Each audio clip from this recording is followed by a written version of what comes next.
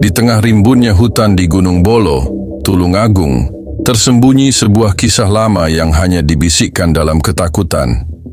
Ini bukan sekadar cerita rakyat, melainkan legenda nyata yang diwariskan dari generasi ke generasi. Gunung Bolo bukan gunung tertinggi di Jawa Timur, tetapi keangkerannya melebihi gunung-gunung besar lainnya. Di sanalah konon, seorang perempuan bernama Roro Kembang Sore melakukan pesugihan yang akhirnya mengutuknya selamanya. Roro Kembang Sore dikenal sebagai gadis yang luar biasa cantik, tapi ia lahir di keluarga miskin. Sejak kecil ia bermimpi hidup bergelimang harta dan kemewahan. Sayangnya nasib berkata lain, hidupnya penuh penderitaan.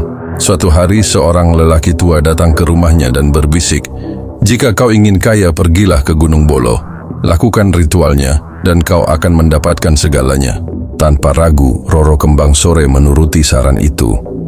Ia mendaki Gunung Bolo seorang diri pada malam Jumat Kliwon, membawa sesaji dan dupa sesuai petunjuk lelaki tua tersebut. Di puncak gunung, ia melakukan ritual yang diperintahkan. Melepas seluruh pakaiannya, menari di bawah sinar bulan, dan memanggil nama penguasa gaib gunung itu. Tak lama, sesosok makhluk tinggi besar muncul dari kabut. Matanya merah menyala, tubuhnya ditutupi sisik keemasan, dan suaranya berat menggema. "Apa yang kau inginkan?" Tanpa ragu, Roro menjawab, "Aku ingin kekayaan, keindahan abadi, dan kekuasaan." Makhluk itu tertawa. "Jika kau ingin semua itu, kau harus memberikan sesuatu sebagai gantinya, kesetiaanmu selamanya."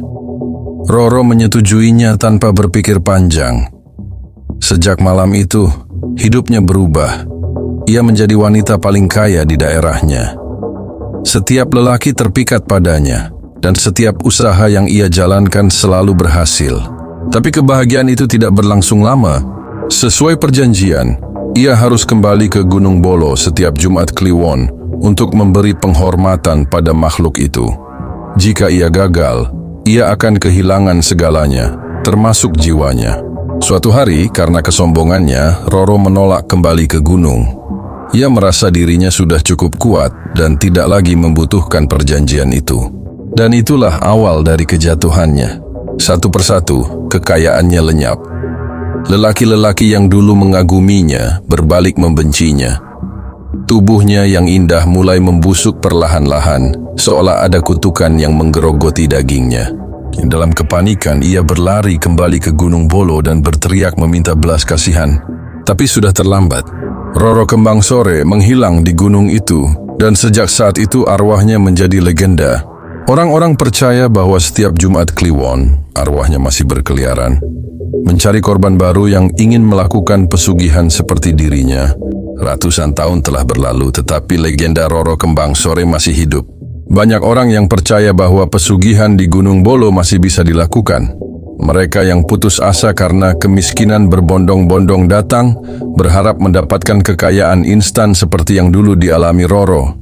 Salah satunya adalah seorang lelaki bernama Rahmat. Rahmat adalah seorang pedagang yang usahanya hampir bangkrut. Ia telah mencoba segala cara, tetapi utang terus menumpuk. Suatu malam, seorang pria tua mendekatinya dan berkata, "Jika kau ingin kaya, pergilah ke Gunung Bolo. Roro Kembang Sore masih bisa memberikan kekayaan kepada mereka yang berani." Rahmat awalnya tidak percaya. Tapi ketika hari-harinya semakin sulit dan ia hampir kehilangan segalanya, ia memutuskan untuk mencobanya.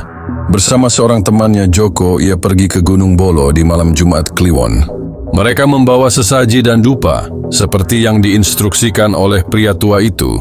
Saat mereka sampai di puncak gunung, suasana menjadi semakin aneh.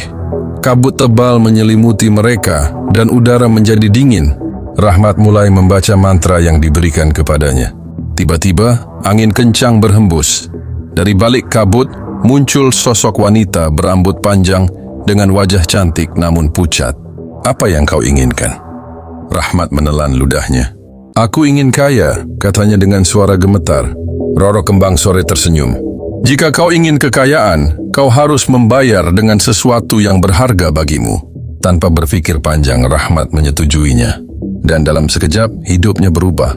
Usahanya bangkit kembali, uang mengalir deras, dan dalam waktu singkat, ia menjadi orang terkaya di desanya.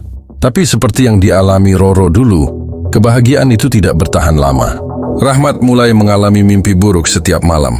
Ia selalu melihat Roro Kembang Sore berdiri di depan rumahnya, menatapnya dengan mata kosong.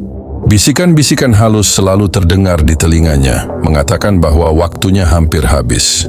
Sampai suatu hari, putri sulungnya yang baru berusia 5 tahun jatuh sakit tanpa sebab. Dokter tidak bisa menjelaskan apa yang terjadi.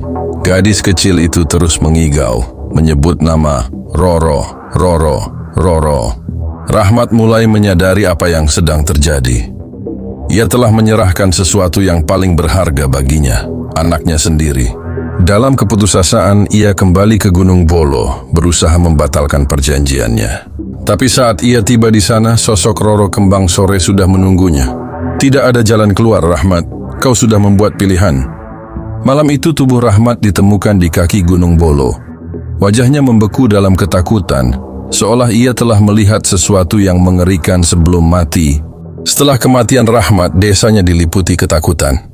Orang-orang mulai percaya bahwa pesugihan Roro Kembang Sore bukan hanya legenda, tetapi sebuah kenyataan yang terus berlangsung hingga kini. Banyak yang percaya bahwa mereka yang pernah melakukan perjanjian dengannya akan mendapatkan kekayaan sementara. Tetapi harus membayar dengan harga yang mengerikan. Gunung Bolo tetap berdiri kokoh, menyimpan rahasia gelapnya. Dan setiap malam Jumat Kliwon, suara bisikan halus masih terdengar di antara pepohonan. Mereka yang cukup berani untuk datang ke gunung itu akan mendengar suara seorang wanita berbisik. Apa yang kau inginkan? Misteri kematian Rahmat membuat warga desa semakin resah.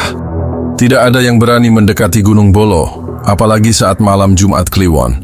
Namun seorang wartawan lokal bernama Andi tertarik dengan kisah ini. Ia telah mendengar banyak cerita tentang pesugihan Roro Kembang Sore, tapi ia ingin mencari tahu sendiri, apakah semua itu hanya mitos atau memang kenyataan. Dengan membawa kamera dan alat perekam, Andi bersama dua rekannya, Bayu dan Sinta, berangkat menuju Gunung Bolo di malam Jumat Kliwon. Jika memang ada sesuatu di sini, kita harus mendokumentasikannya, ujar Andi. Bayu menelan ludah. Kau yakin ini aman? Sinta, satu-satunya perempuan dalam tim, berusaha tetap tenang meskipun bulu kuduknya meremang. Saat mereka mencapai puncak gunung, suasana terasa begitu mencekam.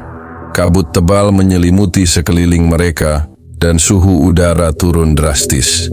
Andi mengeluarkan kameranya mencoba merekam keadaan sekitar. Tiba-tiba mikrofon perekam menangkap suara aneh. Sebuah bisikan halus yang terdengar seperti suara perempuan. Apa yang kau inginkan? Sinta tersentak dan berbisik. Kalian dengar itu? Andi mengangguk, tetapi sebelum ia sempat mengatakan sesuatu, Bayu berteriak. Mereka semua menoleh dan melihatnya berdiri kaku, wajahnya pucat pasi. Di belakangmu. Suaranya hampir tidak terdengar. Andi dan Sinta menoleh perlahan, dan di sana, di balik kabut, berdiri sosok perempuan dengan gaun putih panjang, rambut terurai menutupi sebagian wajahnya. Wajahnya cantik, tapi matanya kosong dan menghitam. Itulah Roro Kembang Sore. Andi merasa tubuhnya membeku. Ia ingin lari, tetapi kakinya tak bisa digerakkan. Bayu mundur perlahan, tetapi saat ia melangkah, tanah di bawahnya tiba-tiba terasa lembek, seolah menariknya ke dalam. Jangan bergerak, bisik Sinta, matanya tetap terpaku pada sosok Roro Kembang Sore. Wanita itu tersenyum tipis, lalu berkata dengan suara yang dalam dan menggema, siapa di antara kalian yang ingin kaya? Andi berusaha keras mengendalikan napasnya.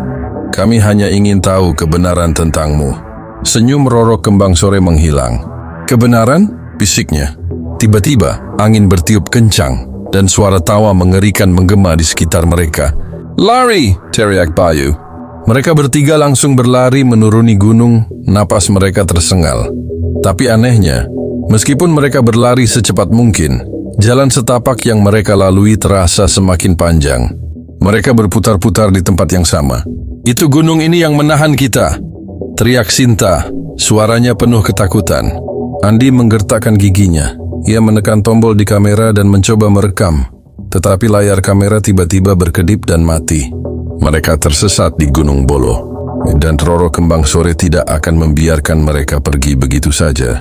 Kisah Roro Kembang Sore di Gunung Bolo terus berlanjut hingga kini. Banyak orang yang mencoba membuktikan kebenarannya, tetapi hanya sedikit yang kembali dengan selamat. Sebagian yang hilang tidak pernah ditemukan,